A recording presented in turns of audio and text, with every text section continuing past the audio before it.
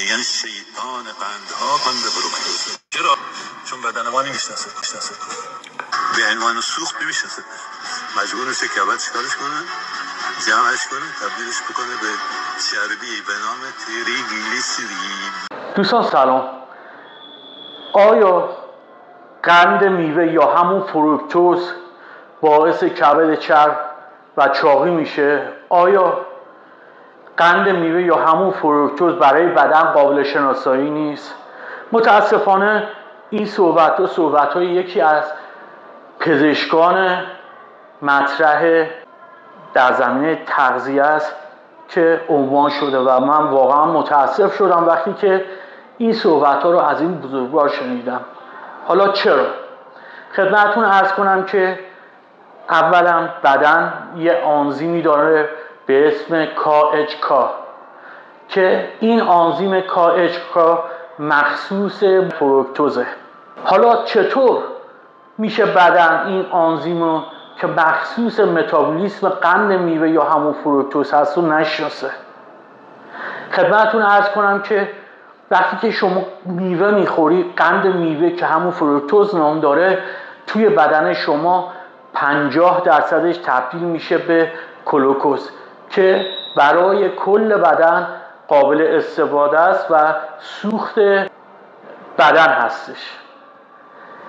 از این قند میوه یا فروکتوز 30% تبدیل به لاکتات میشه که این لاکتات هم توسط عضله، مغز و قلب به عنوان سوخت قابل استفاده است. 15 تا 20% از فروکتوز قند میوه برای پر کردن ذخایر گلیکوژن کبد استفاده میشه. احیانا اگر گلیکوژن کبد هم پر باشه و کبد نیازی به گلیکوژن نداشته باشه، نیاز به گلوکوز نداشته باشه، این قند فروکتوز برمیگرده و تبدیل به گلوکوز میشه و برای بدن قابل استفاده میشه. خدمتتون عرض کنم که توی مطالعاتی که انجام شده بین 1 تا 5% قند میوه یعنی همون فروکتوز تبدیل به چربی یا تریگلیسیرید میشه.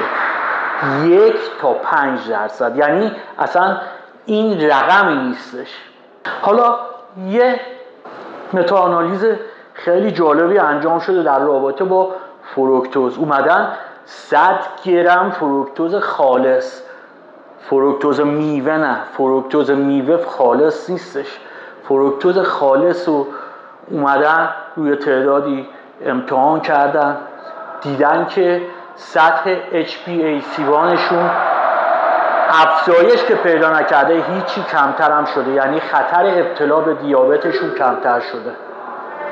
دیدن که روی تریگلیسیرید ناشناشون هیچ گونه تأثیری نداشته و دیدن که افزایش وزن معناداری هم به وجود نیامده.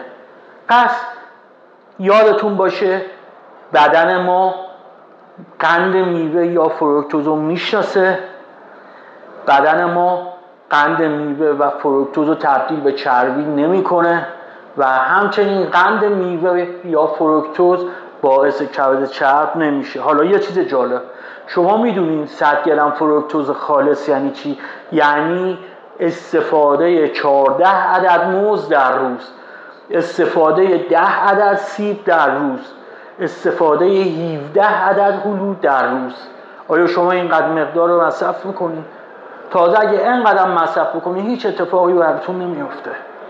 من واقعا برای این آقای دکتر متاسفم که میاد این حرفا رو میزنه در رابطه با میوه و قند میوه. پس یادتون باشه هر کسی که مدرک دکترا داشت دلیل بر این نیستش که باسواد باشه و دلیل بر این نیست که خیرخواه شما باشه.